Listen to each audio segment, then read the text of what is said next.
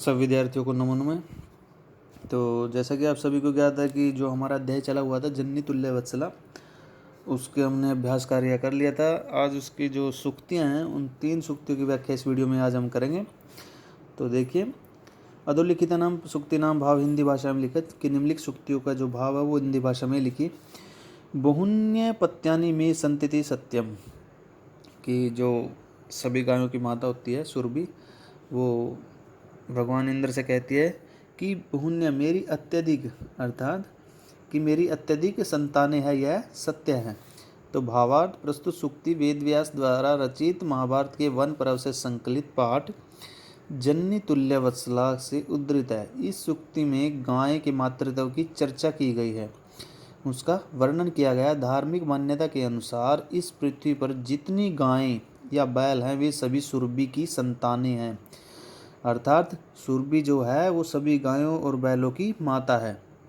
गोमाता सुरभि इंद्र को बताती है कि इस संसार में मेरी बहुत संतानें हैं।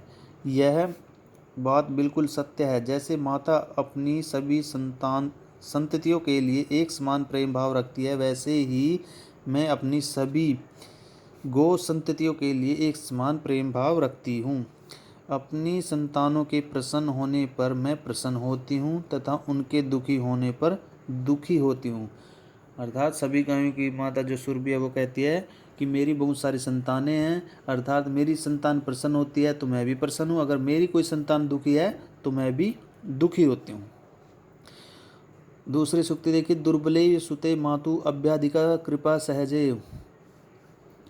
प्रस्तुत सूक्ति वेदव्यास द्वारा रचित महाभारत के वन पर्व से संकलित पाठ जननी तुल्य वत्सला से उद्धृत है, ली गई है। इस सूक्ति में मातृत्व की चर्चा करते हुए बताया गया है कि माता के लिए सभी संतानें बराबर होती हैं।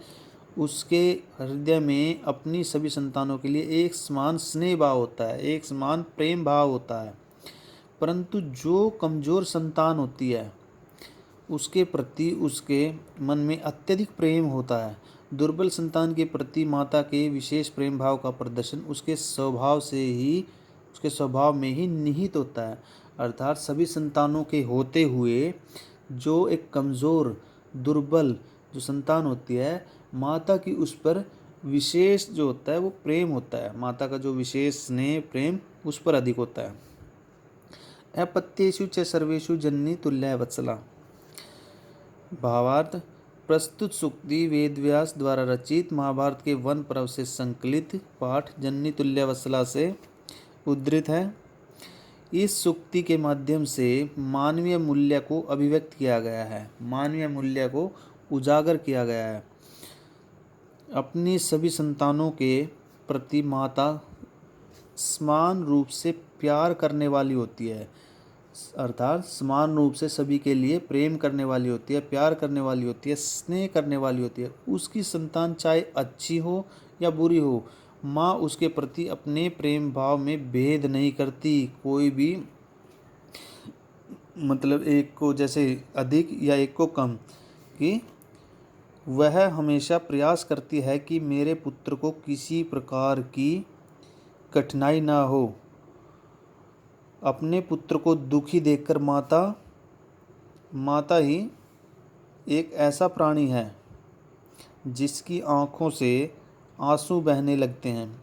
जैसा कि दुर्बल बैल को जमीन पर गिरा देखकर गौमाता सुरभि की आंखों से आंसू बहने लगते हैं। अर्थात माता के लिए कोई बात मायने नहीं रखती कि उसका पुत्र चाहे कैसा हो, अच्छा हो या बुरा हो, लेकिन जब पुत्र पर कोई किसी प्रकार की विपदा आती है, कोई मुसीबत आती है, तो माता का जो हृदय होता है वो द्रवित हो उठता है। तो ये 3 सूक्तियाँ थी, सभी विद्यार्थियों को अच्छे से याद करके और अपनी कॉपी में लिखेंगे। धन्यवाद।